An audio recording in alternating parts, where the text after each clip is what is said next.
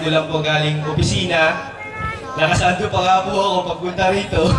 Pinag-t-shirt lang po ako ni Tita Baby.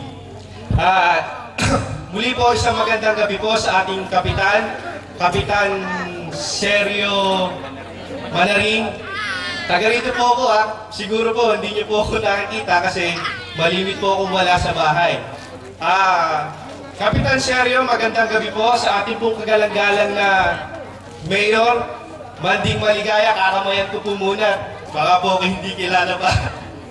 Sa ating pong Vice Mayor na tumatakbo, si Cathy Haurige, at 10 ng kanyang mga kasamahan, isa pong magandang gabi po ulit sa inyong lahat. At sa inyo po mga kanayon, magandang gabi po.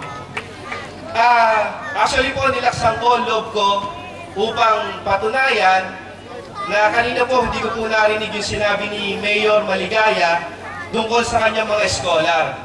Sa totoo po, ako po ay isa sa maraming scholar ni Mayor Maligaya sa St. Thomas Academy. Siguro po may nakakakilala sa akin dito yung mga classmate ko sa St. Thomas. Hindi ko po, tinitingnan-tingnan ko nga po, baka may mga kakilala ako dito, pero so far wala pa po ako nakikita. To continue po, sabi ko nga po, napakalaking tulong po ang binigay sa akin ni Mayor Maligaya dahil alam naman po natin na napakahirap ang buhay ng mga panahong iyon.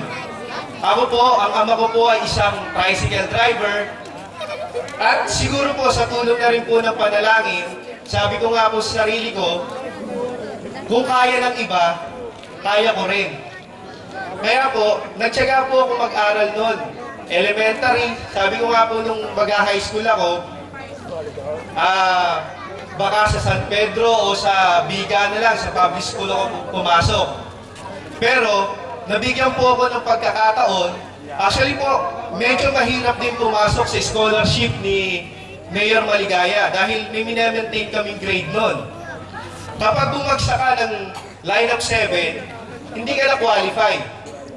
Kaya po ako noon, talagang nagsikap ako mag-aral at sa awa naman po ng Diyos, nakatapos po ako ng high school. At after high school, sabi ko, paano ko kaya magagantihan si Mayor Maligaya? Kaya po nung nabalitaan ko po, actually po, kakikinig ko lang, nag-text sa akin kanina tumawag sa akin yung misis ko, sabi niya, B, si Mayor Maligaya, may pa-meeting di avance sa atin. Umuwi po ako galing sa opisina, nagmadali po ako, kaya lang sobrang traffic. Kaya sa awa ng Diyos, dumating ako mga 9:30, nagbihis ka agad ako. Yan nga po, nakasando pa, pinagbihis lang ako, kaya dumiretso ako dito. Ngayon, pick up naman ako ni Ate Baby, kasi nagpunta ako, syempre, pagtalaw mo ng utang na loob, magpakilala ka. Medyo baka hindi ka kilala dahil syempre, nag-iba ka na ng sobrang liit ko po kasi noon eh. So sa awa naman po ng Diyos, na nakita ako ni Tita Baby, kilala pa rin naman po ako. So ayun po, gusto ko lang pong ipaalam sa inyo na talagang totoo po yung sinasabi ni Mayor Maligaya na sabi nga, andyan siya para sumuporta, pero syempre hindi natin magagawa lahat upang maging matagumpay kung hindi rin tayo sa sarili natin magsisikap. Tama po ba? So yun po, kaya po sa darating na May 10, mga kababaryo ko sa Santiago, sana po suportahan natin si Mayor Maligaya at 10 ng kanyang mga kasamahan. Sabi ko nga po, timing. Kasi ako, noy-noy din. Sabi ko, timing. Noy-noy din ako pati Rojas. Kaya talaga nagpumilit akong pumunta rito. Kasi iisa yung layunin ng Partido Liberal. At kanina nga po, nagsasalita si Tita Reyes. Actually po, nakilala ko lang po si Tita Reyes sa pagbabasa ko lang po. Actually po, sa isang basahan dahil narito po ba si Tita Reyes? Wala po. Sa isang basahan po, na-memorize ko na kung ano yung credential ni Tita Reyes at na-inspired po ako. Sabi ko nga po, sa daming tumatakbong congressman o congresswoman, kay Tita Reyes lang po ako na-inspired dun sa kanyang credentials. Kaya sabi ko, dito na ako. Tama-tama, katiket ni Aquino, katiket ni Rojas, at isa pa, katiket ni Manding Maligaya, ang ating mayor.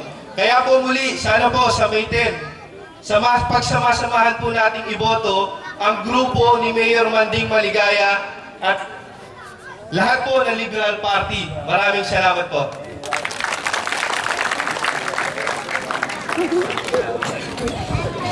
Maraming salamat. Alam niyo po, yung Sinid Panganiban, marami na po yung bansang narating dahil yan po ay naipapadala ng ABS-CBN. So, doon po siya nagmula at ngayon po ay natutuwa kami dahil sa munting tulong ay malayo na ang narating ni Ned Panganiban. Palakpakan po natin si Ned Panganiban.